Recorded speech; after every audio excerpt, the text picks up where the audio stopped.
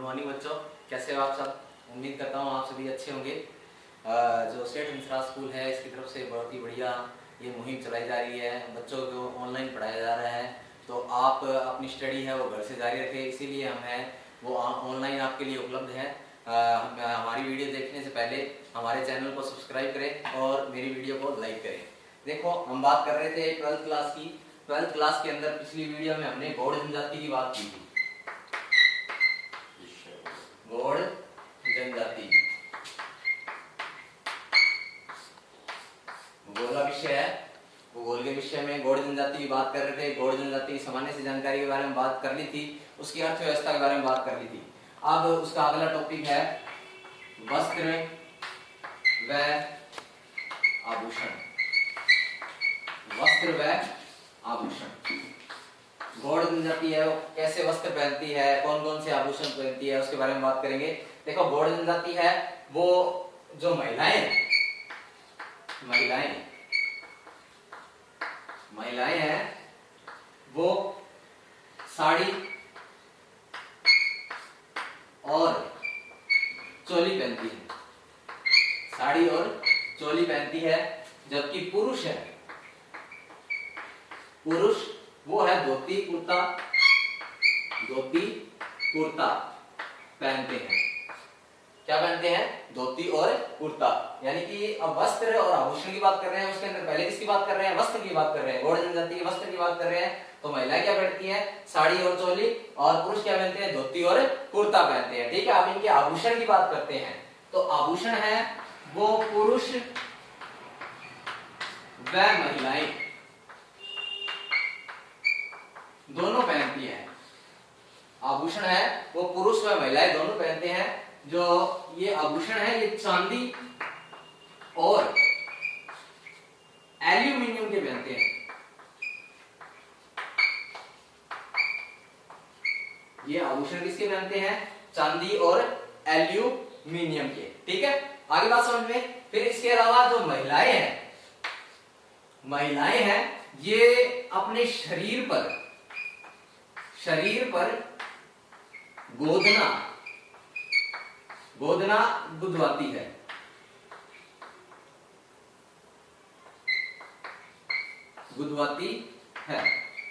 क्या गुदवाती है? गोदना मतलब समझते हो? टैटू वगैरह है वो कौन बनवाती है? महिला बनवाती है, ध्यान रखना। फिर इसके अलावा जो महिलाएं होती है वो अपने सिर के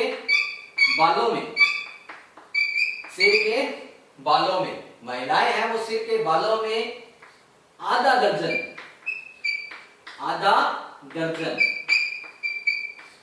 कंघे रखती है। क्या रखती है? कंघे का मतलब समझ के एक सुईनुमा टाइप होती है, वो महिलाएं हैं वो अपने बालों में रखती है। ठीक है, उनको क्या है सजने और संवारने का कार्य वो है कंघों के द्वारा करती है। ठीक है। फिर उसके अलावा महिलाएं हैं वो काले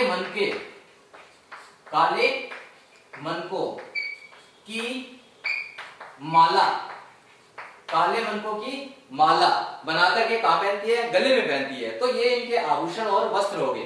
ठीक है, इतनी बात आपको समझ में आ गई होगी। इसका स्क्रीनशॉट ले लीजिए, ले लिया होगा। अब देखो, बात करते हैं इनके मकान व आवास की। यानी कि जो ये गौड़ जनजाति है इनके जो मकान है और आवास है वो किस प्रकार के होते हैं। तो देखो, इनके आवास के आ जाए पेपर में या मकान आ जाए, एक ही बात है। ठीक है, मैंने आपको पहले भी बताया हुआ है, या तो इस जो पार्ट में से एक नंबर के 2 क्वेश्चन आएंगे या 2 नंबर का एक ही क्वेश्चन आएगा। तो हो सकता है गौड़ जनजाति के बारे में आपसे पूछ ले, मकान व आवास के बारे में आप क्या जानते हैं 1 नंबर का। तो इस बार जो महत्वपूर्ण प्रश्न है वो गौड़ जनजाति के आर्थिक क्रियाकलाप है इस साल के लिए। ठीक है। अब देखो, आवास जो कि मैंने पिछली वीडियो में बता दिया था, गौड़ जनजाति की आर्थिक व्यवस्था। आवास की बात करते हैं। इनके आवास होते हैं वो नगले या पल्ली प्रकार के अधिवास में ये क्या करते हैं? निवास करते हैं। नगले या पल्ली अधिवास वो होते हैं कि छोटा सा गांव होता है, उसके अंदर समूह बना करके रहते हैं, उसे क्या कहते हैं? नगले या पल्ली अधिवास। उसमें ये क्या करते हैं? निवास करते हैं। आप क्या करते हैं? किसी जमीन का पहले क्या निकालते हैं? शगुन निकालते हैं। क्या निकालते हैं? शगुन। यानी कि जैसे अपने जो है मुहूर्त निकालते हैं ना, उसी प्रकार ये क्या करते हैं, शगुन निकालते हैं। शगुन निकालने के बाद में क्या करते हैं, क्या उस जगह मकान जहां बनाना है उस जगह बतख या मुर्गे, बतख या मुर्गे की बलि देते हैं। की क्या देते हैं, बलि देते हैं। क्या देते हैं, बलि देते हैं। बतख या मुर्गे की बलि देते हैं जब शगुन निकला के, और बतख और मुर्गे क्या देते हैं, बलि देते हैं। उसके बाद में ये घास फूस, लकड़ी, घास फूस, लकड़ी व मिट्टी से घर बनाते हैं। वह मिट्टी से क्या बनाते हैं, अपने घर बनाते हैं। ठीक है, तो ये इनके आवास हो गए। इतनी सी बात आपको ध्यान रखनी है आवास के अंतर्गत। ठीक है, स्क्रीनशॉट ले लीजिए। आगे बात करते हैं समाज व संस्कृति की। समाज व संस्कृति की, गौड़ जनजाति के समाज एवं संस्कृति की।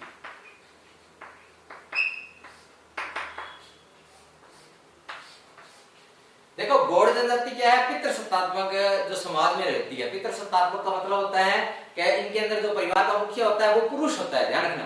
ठीक है, पुरुष कौन होगा, जो वृद्ध होगा वही क्या होगा, इनके परिवार का मुखिया होगा। ठीक है, तो देखो इनका जो समाज है वो कैसा समाज है, पितृसत्तात्मक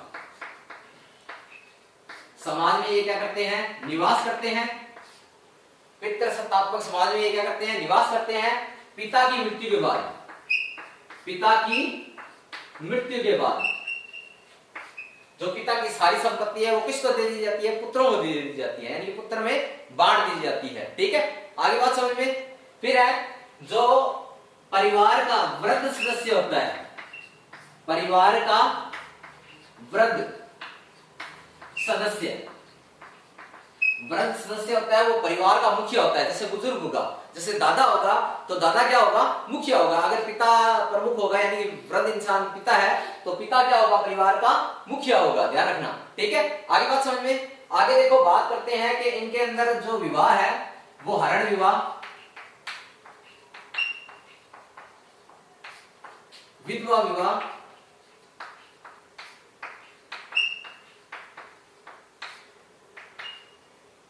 विनिमय विवाह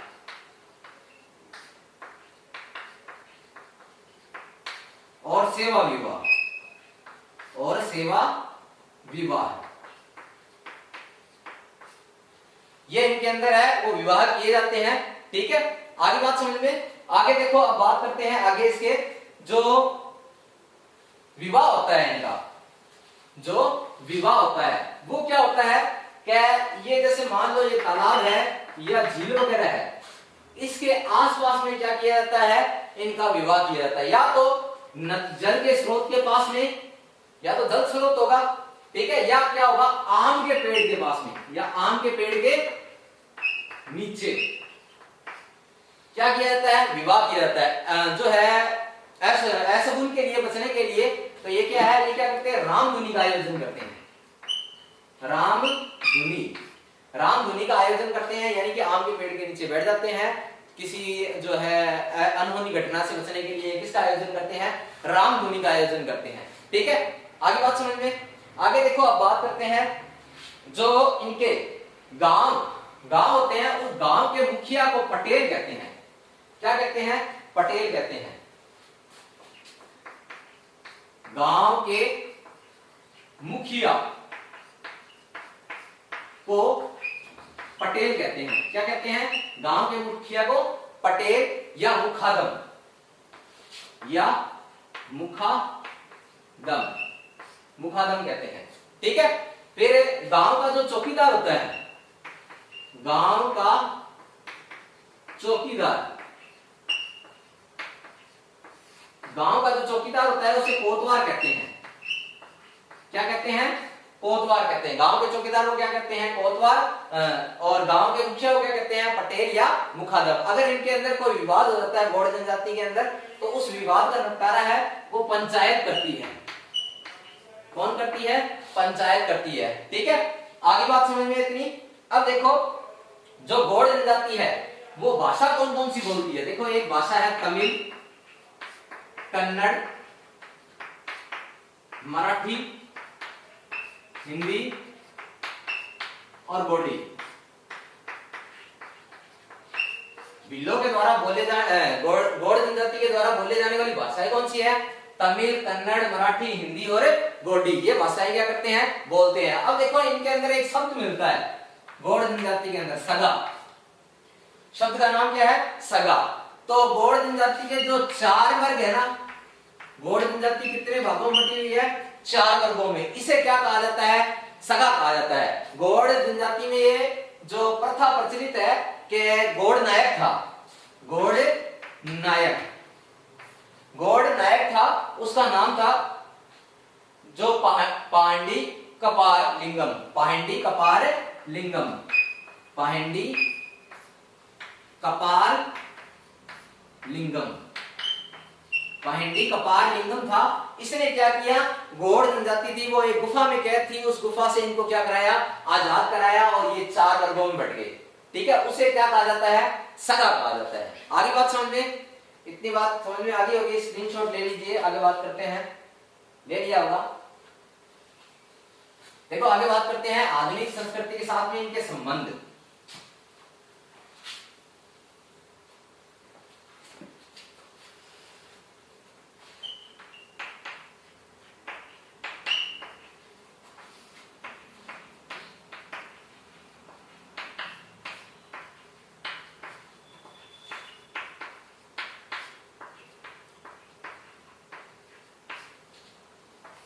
आधुनिक संस्कृति के साथ में संबंध।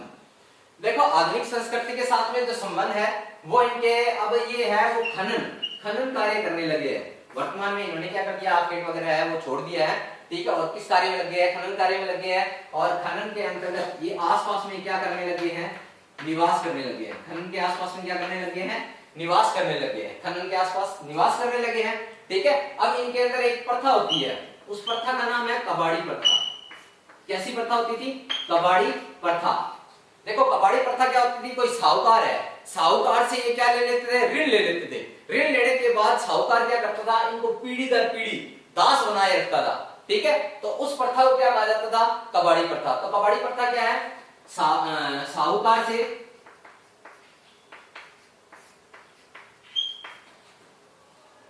गौड़ जनजाति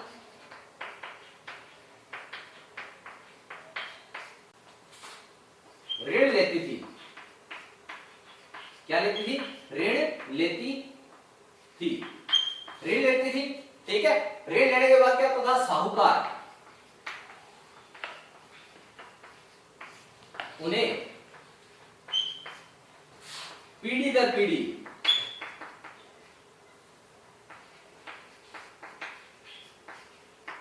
दास बना के रखता था। ठीक है, दास बना के रखता था। इस प्रथा को क्या कहते थे? कबाड़ी प्रथा। ये वर्तमान में है वो जो भारत सरकार के द्वारा इसके ऊपर क्या लगा दी गई है? रोक लगा दी गई है। ये गौड़ जनजाति आपकी क्या हो चुकी है? पूरी हो चुकी है। जो बाकी की बात है वो हम नेक्स्ट वीडियो में करेंगे। ठीक है, इतनी बात आपको समझ में आ गई होगी। धन्यवाद।